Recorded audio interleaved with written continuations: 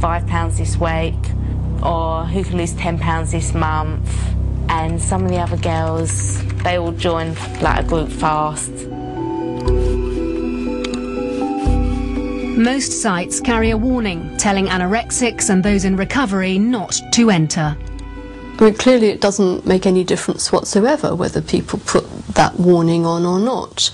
The majority of people who are looking at those sort of websites aren't in recovery. They're people who are thinking about becoming anorexic or are already anorexic.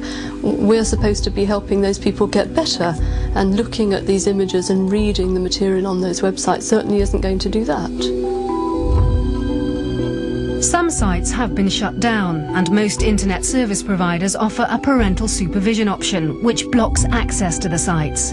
But if you want to, it's not difficult to get round.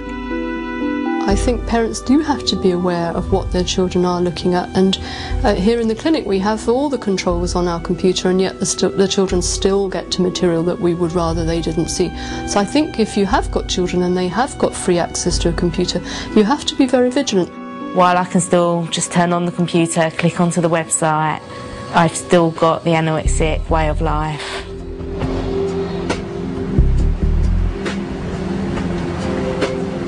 Anorexia affects nearly 200,000 people in Britain. Natalie Winter has been anorexic since she was a child. She needs round-the-clock care provided by her friend Heather. I'm probably one of the oldest surviving severe anorexics in the country, for the simple reason that severe anorexia kills people, and it's very rare for sufferers to live as long as I have managed to. I'm physically disabled. I can barely walk and have to have a wheelchair when I'm outside of the house. I have osteoporosis. I have the bones of a 95-year-old or worse, to the extent that the slightest trip or fall could result in a fatal fracture. I've gone deaf. My eyesight is impaired. I can't have kids. I just can't do any of the normal things that a normal woman in her 30s would take for granted. I've thrown everything away just in pursuit of being fit. Natalie is 38 and nearly 6 foot tall. She weighs 6 stone, half the weight she should be. I've never been on any of the standard sort of magazine diets, for the simple reason that the calories involved in them are so much higher than the amount of calories I've ever eaten that I would actually put weight on if I went on one of those diets. I've never ordered a takeaway. I've never eaten in a restaurant.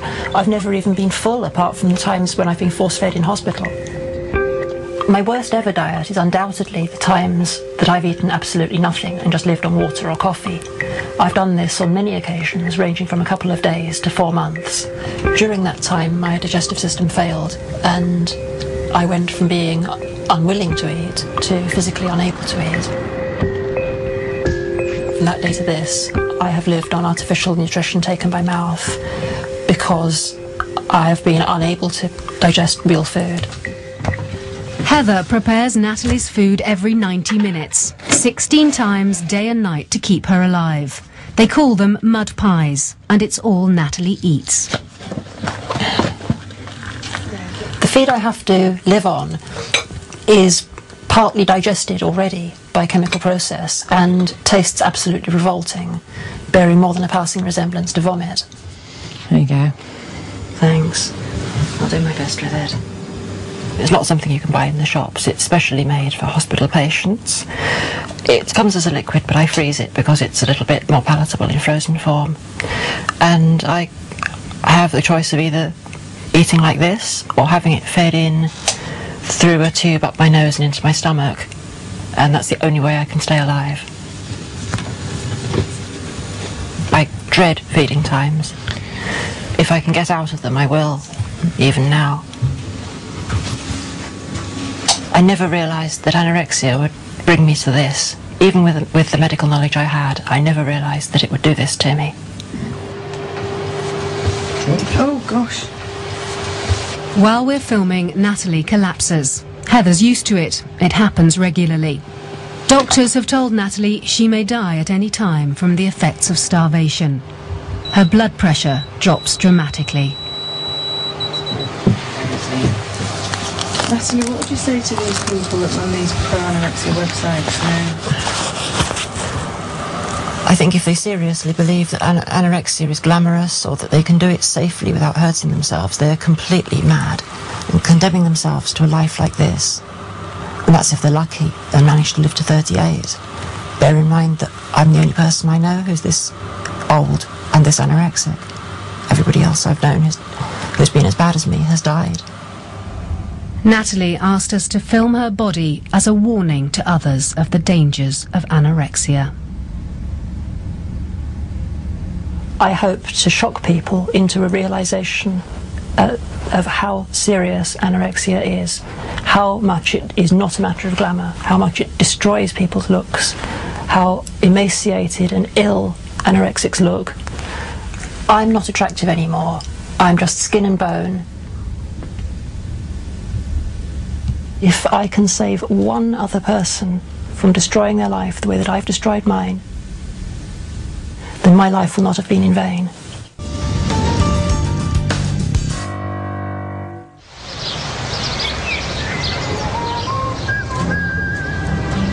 It's a day out in the park, and looking at 5-year-old Regan Barker and his mum Tonya, it's hard to believe they're engaged in a war.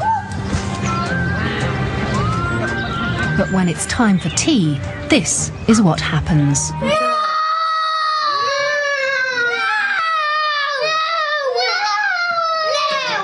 Can't you say anything else? No. It's literally hell is tea time, as well as dinner time, breakfast time. Even trying to have snacks, it's just such an effort. Just try it.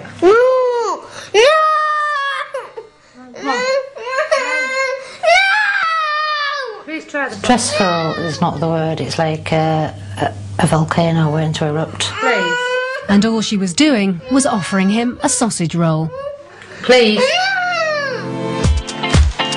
Regan has never eaten a proper meal in his life. The only things he'll eat without a fuss are crisps and Jaffa cakes. Regan's known as the Jaffa Cake Kid. I mean, I could understand if he tried something and says, no, I don't like it. And I thought, fine, fair enough, but he doesn't. It just doesn't go nowhere near his mouth.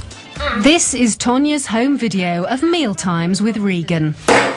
And just try a bit of bread. Not going to hurt you.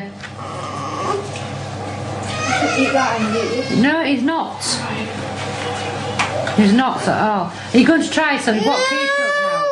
Please. No! No. Just ever sat down and eaten a full meal at all from start to finish, or even just a bit. Regan doesn't think he needs to eat food. It's not a part of his life, it's not a part of his daily routine, he just doesn't include it at all. It's not going to hurt you, is it? I don't want it! Why? I don't want it! If we try to get him to do something he doesn't want to do, he reacts quite badly, but like swearing at me, he'll spit at me, he'll scream, throw himself on the floor. You gonna come try some of this dinner? He just total tantrum. No! Right. Sometimes, like say with Regan, you just feel like getting hold of him and shaking him. Why won't you eat, you know what I mean? You gonna try some of this? Delicious scrambled eggs on toast. Who's on there? Who's on the chair? I'm going away. No, you're not going away. No. No, go that way. We'll try this. No. Regan, No. come on. You like the smell of it? It sounds off, but we've even tried to force feed, put food in his mouth, and it has actually made him vomit, and it does sound awful, but that's the extreme it pushes you to.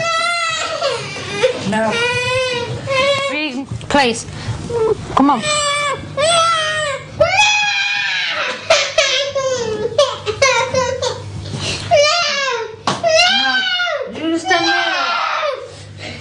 And we have actually tried starving Regan. We've left him 4 days on more than one occasion just to try and actually get him to eat something different, but to no avail, it just didn't work. Are you going to eat something? I'm going to eat something. Don't, Regan. Don't eat it.